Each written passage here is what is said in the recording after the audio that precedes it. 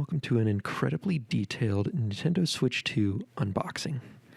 This is the Mario Kart World Bundle Edition, as you can tell by the sticker in the top right corner of the box. The box itself is made out of corrugated cardboard. The front of the box has a Nintendo Switch 2 with the dock and two Joy-Cons in the Joy-Con holder, one of them slightly detached and off-kilter. There also appears to be a vague, nondescript television in the background. Now, a lot of people were wondering if the box looks too similar to the original Nintendo Switch due to the red background and similar framing. Now, while I understand that concern, I am glad to see now that I have the box in my hands, there is in fact a giant 2 on the front of the box. Moving on to the left side of the box, we see the Nintendo Switch 2 in handheld mode outdoors.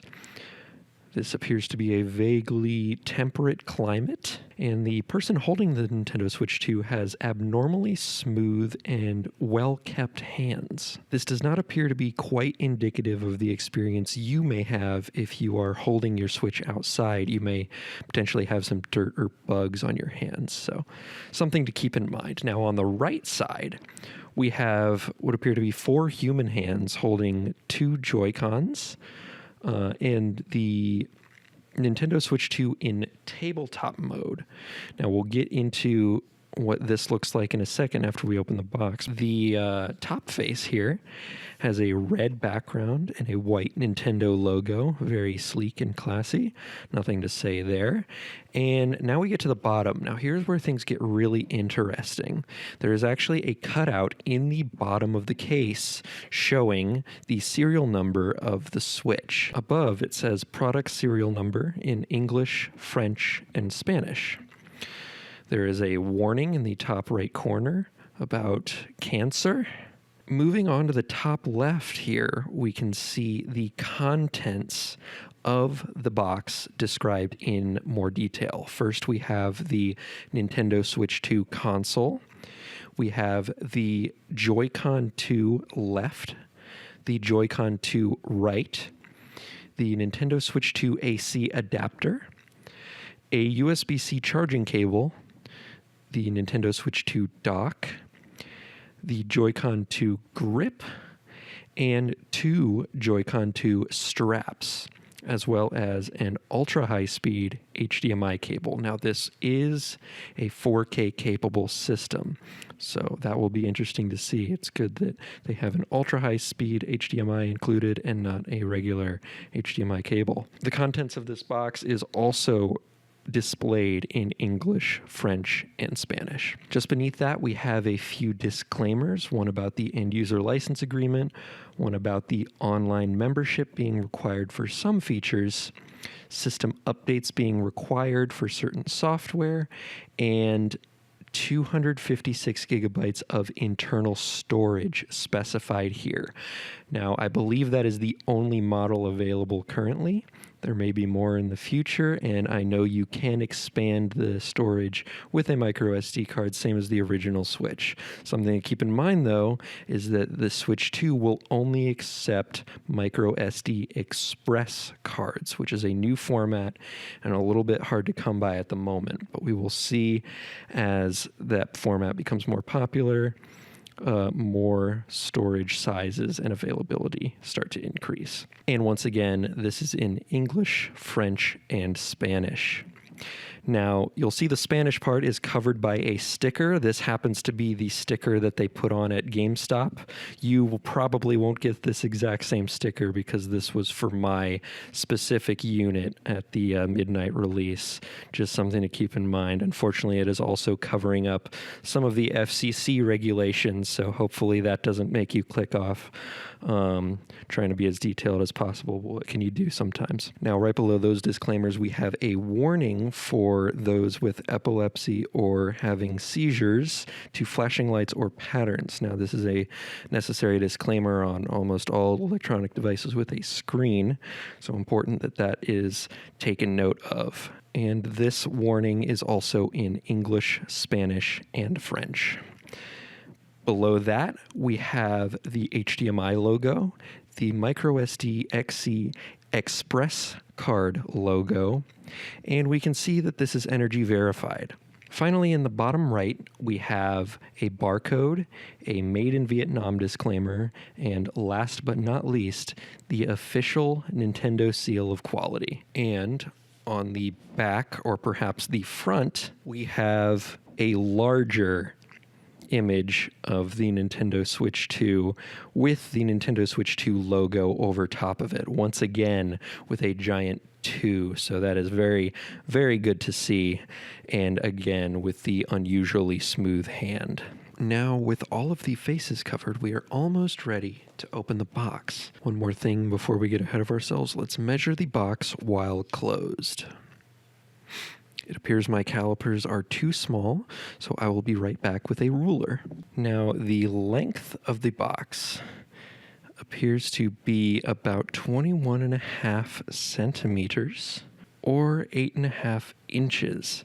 The height of the box also appears to be 8.5 inches or 21.5 centimeters. Now, while it does seem to be perfectly square for the most part on the X and the Y axis, the Z or Z axis appears to be significantly shorter. And this is going to come in at about 4.2 inches or so, or 10.5 centimeters. We can also use the calipers here for a more accurate reading. And we can see that this is coming in somewhere around 10.75 centimeters. And with that measurement out of the way, we are finally ready to open the box. Now, the cardboard box itself has a perforated edge here and a cutout for a cardboard flap that separates from the bottom, allowing you to open up the box. Now, this flap is currently stuck together by a circular sticker, so we will have to cut this sticker with an X-Acto knife or something similar. With that done, we can now separate the flap, and we can see the type of cardboard here in a little bit more detail now. And we can see that the bottom actually comes open, revealing some setup instructions. Now, in here, you have what seems to be a 2-step process. Step 1, plug it in. It has a diagram printed on the box here that shows you where to plug in the USB-C cable from the bottom into the AC adapter and into a power outlet. Now, this is the US version, so it has the 2-prong outlets, but it does mention that the AC adapter and power outlet configurations may vary outside of the USA, and that appears to be what I imagine a European design with the circular prongs out the left side of that diagram there. And once again, this notice is in French and Spanish. Below that, we have a customer service line with a QR code that leads to support.nintendo.com, and we can verify that very quickly. It appears it actually sends you to www.regionselectorsupport.nintendo.com, where you can select the region you're from, and it will redirect you to Nintendo's support line from that particular webpage. To the right, there is a notice here and a step 2, set it up. When attached to the Nintendo Switch 2 console, the Joy-Con 2 controller batteries will also charge. And you can see a little snapping diagram to show that the Joy-Con 2s are connected to the main console. Once again, this notice is in French and Spanish underneath. To the right of that, we have a notice about how to detach a Joy-Con 2 controller by pressing the release button on the back of the controller and pulling outward gently. We will demonstrate this momentarily as soon as we get into the box. Once again, this notice is printed in French and Spanish underneath. To the right of that, we have a notice about the power button. Press the power button to set the Nintendo Switch 2 system to sleep mode or to wake it up. This is very similar to the functionality of the power button in the original Nintendo Switch, so it's nice to see that there is a bit of brand consistency. Once again, this notice is in French and Spanish underneath. With that, we can now set the console down and continue to open up the box. Inside, the first thing we will see is the Nintendo Switch 2 console itself and the two Joy-Con 2s, the Joy-Con 2 left and the Joy-Con 2 right. The Joy-Con 2 left is in a light blue color, and the Joy-Con 2 right is in a red color. We will start with the Joy-Con right, and we can see that it is wrapped in a small plastic bag. This is a low-density polyethylene plastic, and you can see various recycling notices for different countries and regulations. Taking it out of the bag, the Joy-Con 2 right itself has a very nice matte black finish. You can see the standard configuration similar to a Switch 1 Joy-Con with the plus button on the top. You have the face buttons in their usual orientation, with A being on the right and B being on the bottom, as it should be and as it always has been. Take note, Xbox. And then X on the top and Y on the left. Below that, we have the right control stick, which has 4 little indentations on the orthogonal directions. Once again, very similar to the original Switch Joy-Con. There is a bit of disappointment that these are not Hall effect sensor joysticks. These are still standard potentiometer joysticks. I believe the reason they could not use Hall effect is because of the magnet technology that now attaches these Joy-Cons to the console. However, it is still a disappointment nonetheless. Below that, we have the home button and the game chat button.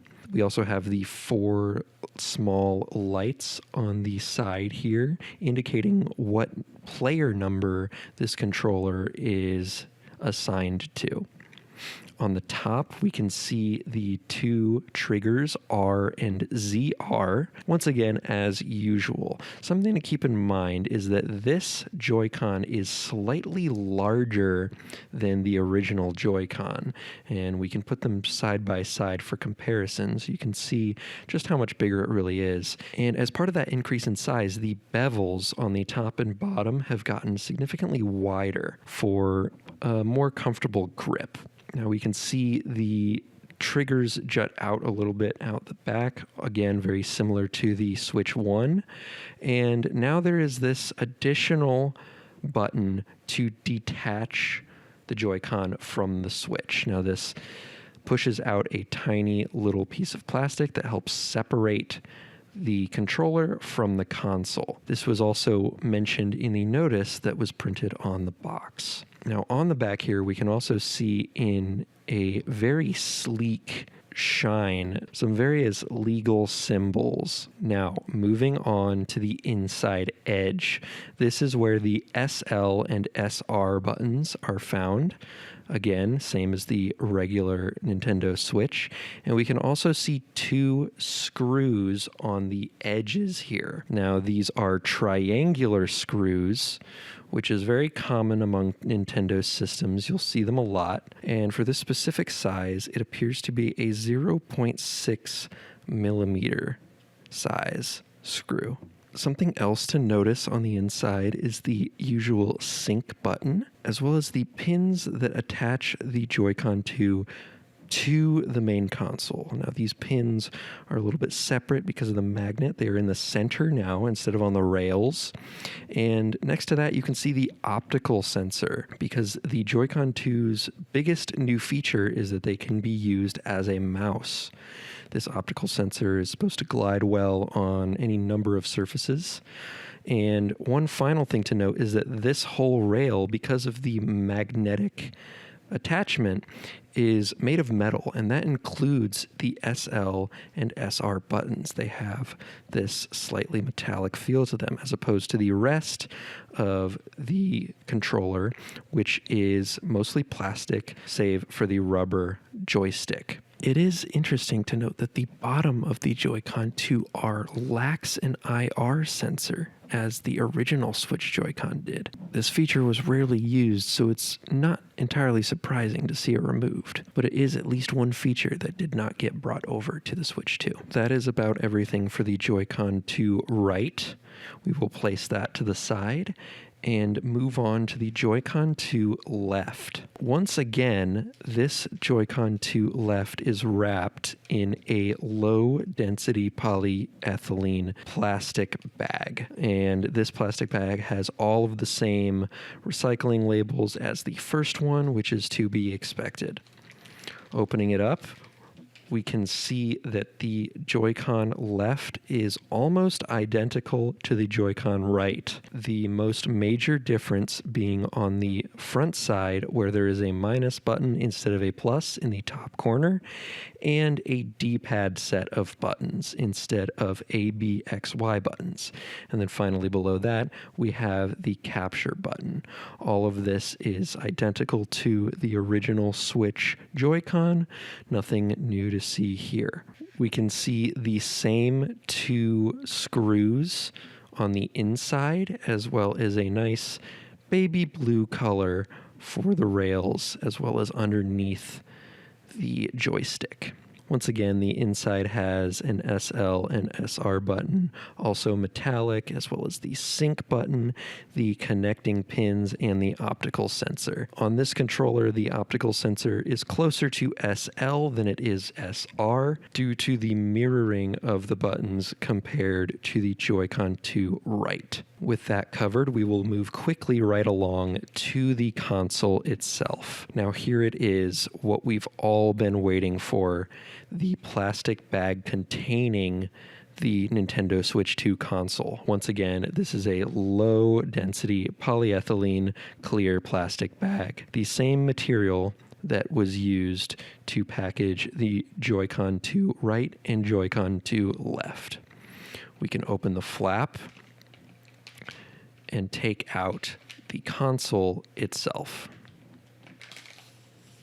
We can see here a very nice, very glossy screen. On the sides, we see the connectors for the Joy-Con 2s. These connectors are color-coded to match their respective Joy-Cons, as well as a small little minus and a plus to indicate which side it is. Now on the right side here, we can also see the Nintendo logo on the opposite side of the plus. And on the left side, we can see a few more of those disclaimers similar to those on the back of the Joy-Cons. On the top of the console, we have the aforementioned power button and the volume down and up buttons. Once again, very similar to the original Switch. We have a mystery circle, and unfortunately, as much as I would like to, I cannot say what this is for. Someone in the comments, if you know what the mystery circle is about, please feel free to let me know. Next to that, we have a Phillips head screw. This screw appears to fit a PH000 or a 1.5 millimeter Phillips head screwdriver. Next to that, we have 3 oval ventilation holes. And inside you can see some fins, possibly for a heat sink, to blow hot air out of the system and keep everything nice and cool inside. Next to that, we have the top-facing USB-C port, which is highly anticipated for those who want to charge while in tabletop mode. And next to that, we have the standard 3.5 millimeter headphone jack. Next to that, we have the game card slot. Now, this has an interesting design. It will slide out and then bend to reveal the slot for the game card. Slightly different than the basic hinge on the original Switch. There also appears to be a metal edge on the inside to keep the top of the card protected while it is inside. Next to that, we have what appears to be either a speaker or a microphone hole. I do think this is a microphone hole, but I cannot 100% confirm that at the moment. Moving on to the back of the system, we see the Nintendo Switch 2 logo right in the center in a nice matte gray that looks very sleek, as well as the stand. This is a very sturdy stand compared to the original Switch, more comparable to the OLED. While the OLED stand is thicker, this stand has more range of motion and different positions, seeing as how it goes out a little bit further from the system itself. And it looks like you can bend the stand all the way up to a 150-degree angle. Underneath the stand, we can see the serial number of the console itself, as well as another tri-tip screw. On the other side, we can see the slot for the microSD Express card and another tri-screw. Both of these screws once again appear to be the same 0.6 millimeter screws that were used on the Joy-Cons. Moving on to the bottom, we can see the speakers. Now, the holes for these speakers almost look hexagonal. However, they are circular. Over top of these circular holes is a very thin, fine rectangular mesh. There are two sets of these speakers on the left and right, and in between them both is the bottom USB-C connector, which can be used to charge the Switch or place it in the dock. We also have two Phillips head screws, and again, these are PH000 or 1.5 millimeter screws. There are also two divots next to each of these screws to help mount and secure the console into the dock. And before moving on, it's worth mentioning that the screen itself is a 1920 by 1080 pixel LCD screen. And the most exciting thing about this screen to me is the variable refresh rate. Supposedly this screen can do up to 120 frames per second on certain games in certain situations. And that is very exciting. For anyone who has used a high refresh rate screen before, you know the type of difference it makes. And if you haven't, you just have to experience it to find out. Now, before we move on to what is underneath the package, let's not forget to measure. Measure once, cry twice, as they say. Now, the height of the Switch 2 is coming in at 115 millimeters. Or 4.5 inches. The length of the system comes in at just under 8 inches, roughly 7.8 inches, or 20 centimeters for those of you in Sweden. And finally, the depth of the system comes in at 14 millimeters. I have an original Switch OLED here for comparison, and you can see it is quite a bit bigger. It is about 1.5 centimeters taller and about 2.5 centimeters longer. In my opinion, this is quite a comfortable upgrade. The larger size for the larger screen is very much welcome. Moving on to the Joy-Con 2s, they are unsurprisingly the same height as the system itself, coming in at 11.5 centimeters. They are about 41 millimeters wide at their widest point, and not including the buttons, joystick, or the triggers, the depth of the controller comes in at around 14 millimeters. Once again, this is a clear increase in size from the original Switch Joy-Con. You can see the smaller white Joy-Con on the right here from the Nintendo Switch OLED. It's just a little bit smaller, and I am quite satisfied with the size of the bigger black Joy-Con 2. It feels much more comfortable to hold, and the buttons are slightly larger as well, making them easier to press. The face buttons in particular are about 8.4 millimeters in diameter, compared to the only 7.1 millimeter diameter of the original Switch buttons.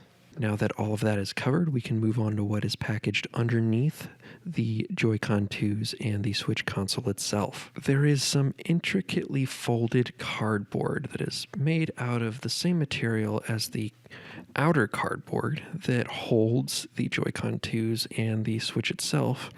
And underneath the Switch, you can see for this particular version a code for Mario Kart World. That is, if you get the Mario Kart bundle, otherwise this will not be here. And some health and safety information. Going over just the headlines, we can see that there is important safety information at the top, seizure warnings directly below that, warnings on repetitive motion injuries and eye strain, a motion sickness cautionary statement, and a new warning regarding the magnets. Pacemakers and other implanted medical devices could be disturbed. Moving on to the second page, there is a warning for fire or electric shock, a warning in the event of battery leakage, a warning for the radio frequency interference, again for pacemakers and other implanted medical devices, and hearing safety. There are some additional system and accessories, precautions, and maintenance information, as well as precautions for the AC adapter, battery, and game cards.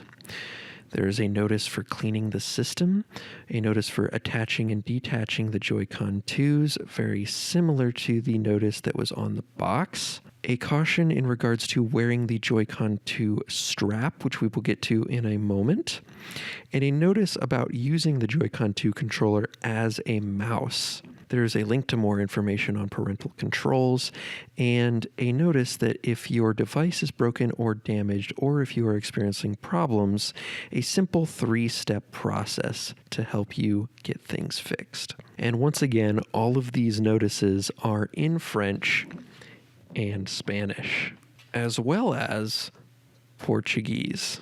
And towards the very end, on the last page, you can see some additional FCC and ISED information, as well as warranty information and a notice for the product complying with applicable laws, barring the use of toxic materials such as lead, mercury, cadmium, hexavalent chromium, PBB, or PBDE in consumer products, as well as a link to recycle.nintendo.com. You'll have to forgive me for the brief overview. I unfortunately do not have the time to read the entirety of every single word in this pamphlet, as this is a bit of a quicker video. Moving on, underneath the health and safety information, we have the ultra high speed HDMI cable. Now, it's worth noting that this HDMI cable is contained in yet another low-density polyethylene clear plastic bag. You also have a sticker denoting that this cable is ultra-high speed with a QR code on the sticker, as well as a link to www.hdmi.org.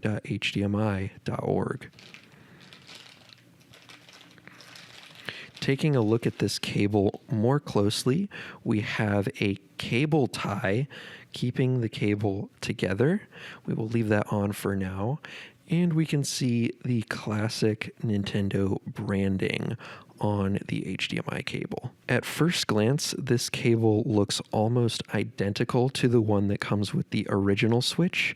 However, I'm not sure if the original Switch's cable is ultra high speed or not. So it's probably worth keeping this one separate if you have an original Switch, just to make sure you're using the right cable with the right system. Zooming in a bit more closely here, we can see it says ultra high speed HDMI cable on the cable itself.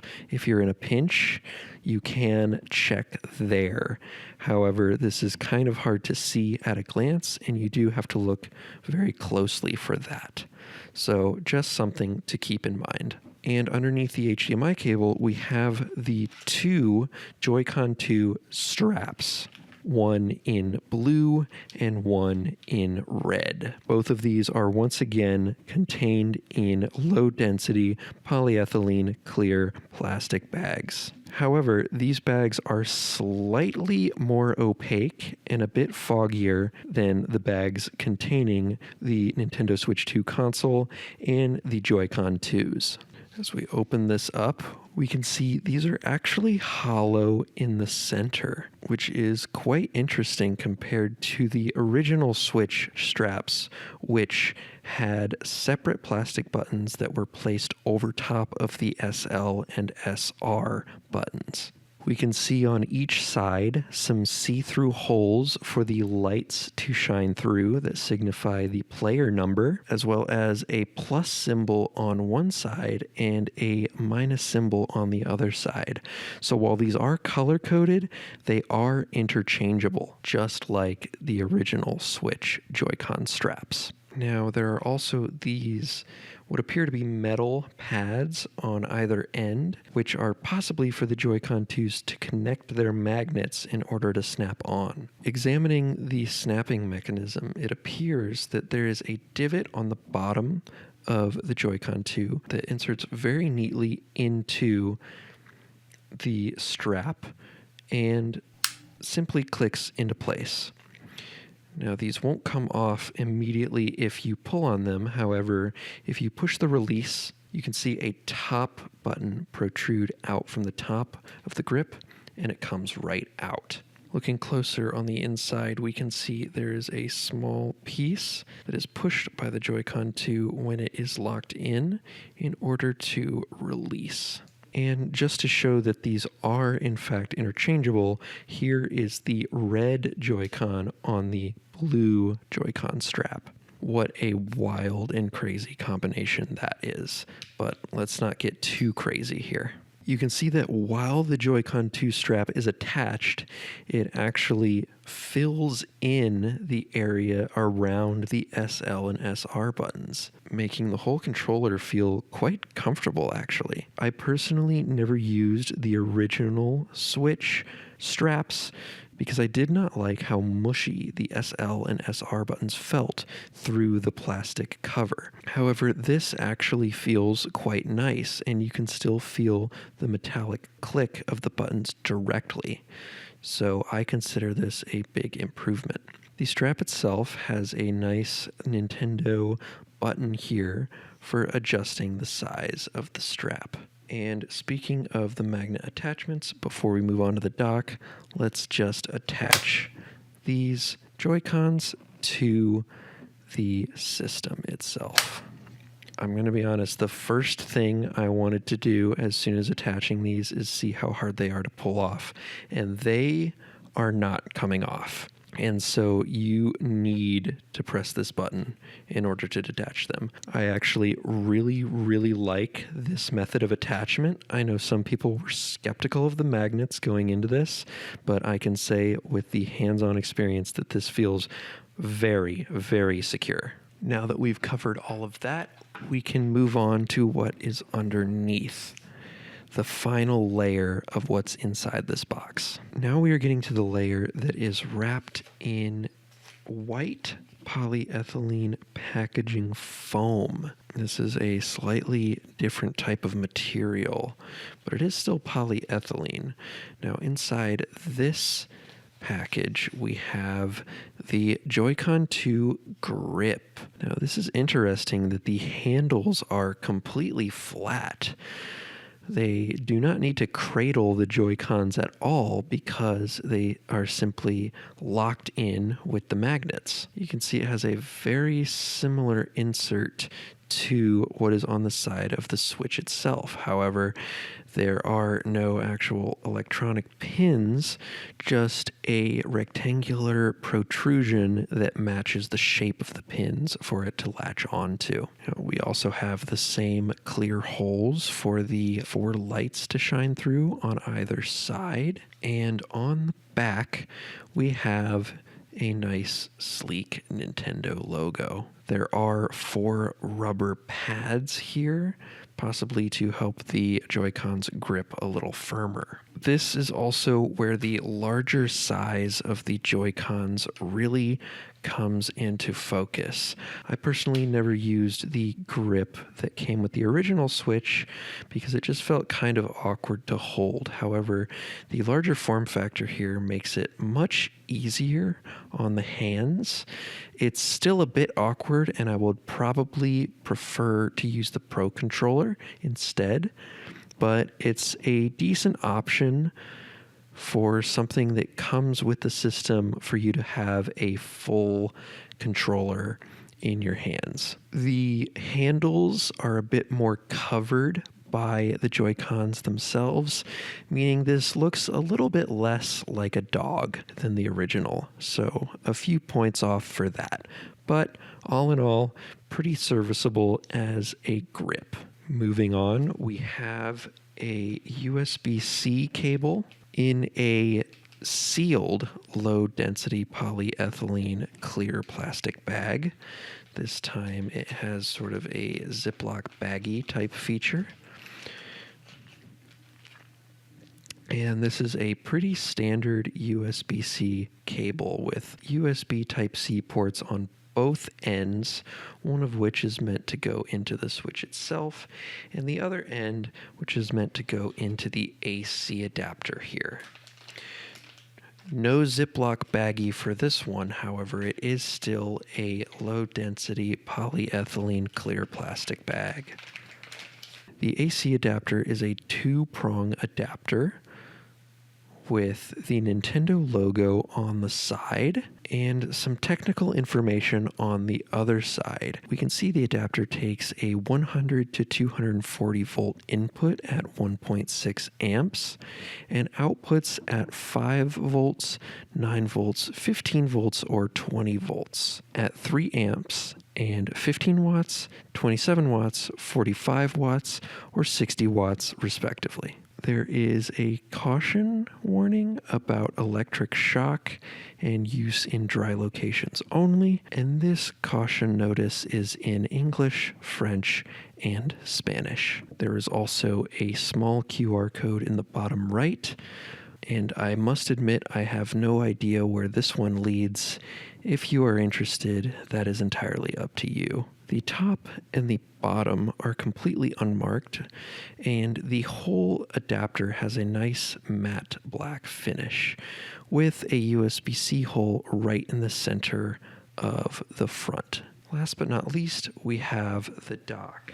Once again, there is some neatly folded cardboard sectioning off the various pieces, and the dock itself is contained once again in this white polyethylene packaging foam.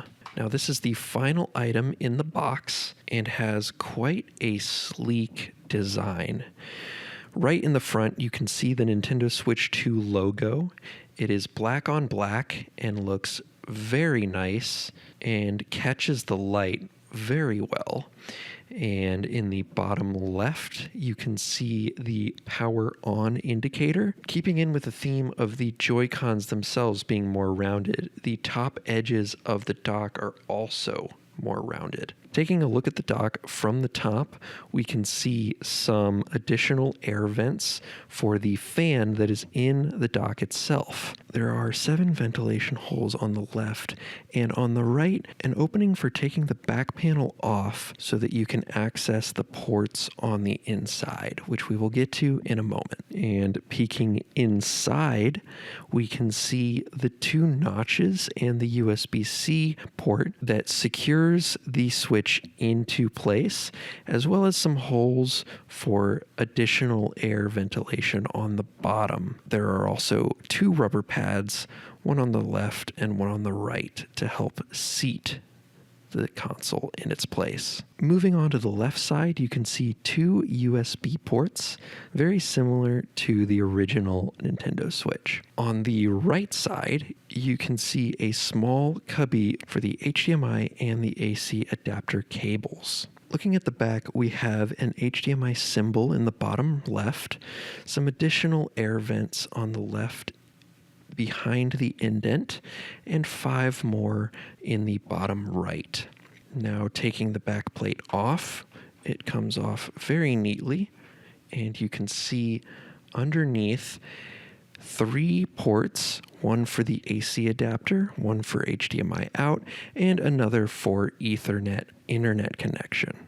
The Ethernet adapter was not included in the original Switch, but was included in the Switch OLED edition, so it's nice to see that they also included it here. You can also see 6 different tri-head screws on the back. Once again, these are the same size screws that are used on the console itself and the Joy-Con 2s. And printed on here, we can see the input and output voltage, as well as an FCC disclaimer detailing how it complies with the FCC rules. Here we can see a closer look at all of the ports. Interestingly, the side of the console where the ports sit have a slight glossy finish to it, as opposed to the matte black on the rest of the dock. Turning now to the bottom, we can see 4 rubber feet and 3 additional tri-head screws. Once again, the same size as the rest of the dock. There are also 244 circular air vent holes at the bottom. Looking on the inside of the back plate, we can see 4 clips as to where it attaches, and those line up with this hole, this hole, this hole, and this indentation on the back of the dock itself. It snaps into place very nicely and looks quite sleek. The dock comes in at a length of 20 centimeters, which is exactly the length of the Switch 2 itself for a nice flush fit. It has a height of 11 centimeters, or a little under 4.5 inches, and a depth of about 51 millimeters. And with that appears to be everything that comes inside of your Nintendo Switch 2 box. Thank you for watching. I apologize if I breezed through some things. I know this is a bit of a quicker video, but I just wanted to give a quick overview of what unboxing the Nintendo Switch 2 would look like, and go over some of the details that you might be interested in.